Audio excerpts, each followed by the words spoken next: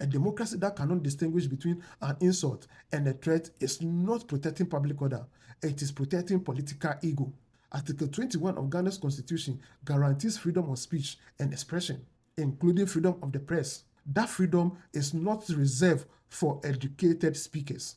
It is not reserved for political people. It is not reserved for members of the governing party. And it does not disappear because a politician finds a statement disrespectful. If offensive speech alone were enough to send people to prison, Ghana would have to arrest half of political Twitter, half of TikTok, half of radio stations, and perhaps half of parliament.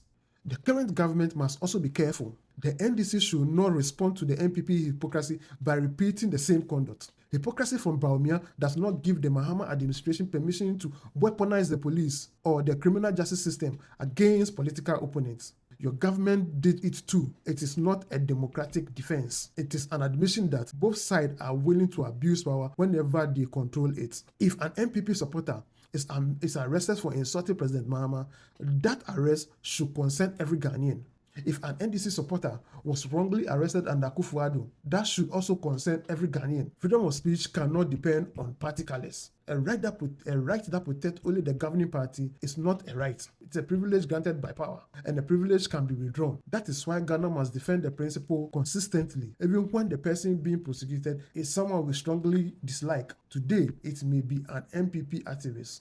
Tomorrow, it may be an NDC activist. The next day, it may be a journalist, a student, a content creator, or an ordinary citizen asking an uncomfortable question.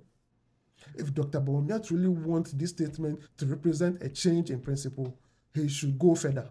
He should acknowledge that the government in which he served did not always protect journalists, protested, and political critics as it should. He should acknowledge the fear and intimidation experienced by people such as Caleb Kuda and other journalists under that administration. He should explain whether his position applies only to prosecution connected to his own name or to every Ghanaian prosecuted for insulting a political leader. He should call for a broader review of laws and practices that allow state institutions to turn offensive political speech into a criminal matter.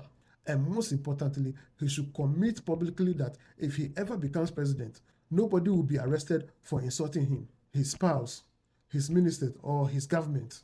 That would be a meaningful position. That would transform his political image management into a democratic commitment. But issuing a press release only when the political consequences have reached your side is not enough. You do not become a champion of free speech simply because you have finally become vulnerable to the machinery you once helped supervise. So yes, Dr. Bawumia is right to call for the discontinuation of prosecution based on insult or offensive comments about him. His right to speak. The accused person have the right to due process. And all Ghanaians have a constitutional right to express themselves without unnecessary state intimidation. But we must also remember the record. For 8 years, Bawumia was not watching government from the roadside. He was inside the vehicle. He cannot now behave as though he does not know who was driving, where the vehicle went, or what happened to the people it knocked down. Freedom of speech is not a quote politicians wear in opposition and remove them when they enter Jubilee House. It is not an emergency shelter for politicians who suddenly find themselves exposed to state power.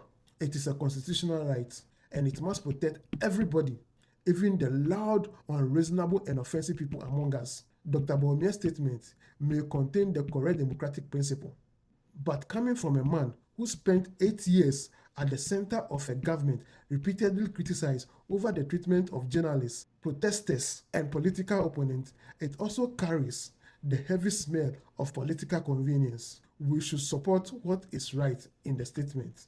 We should also oppose any unjust prosecution. But we should not allow one press release to rewrite 8 years of history.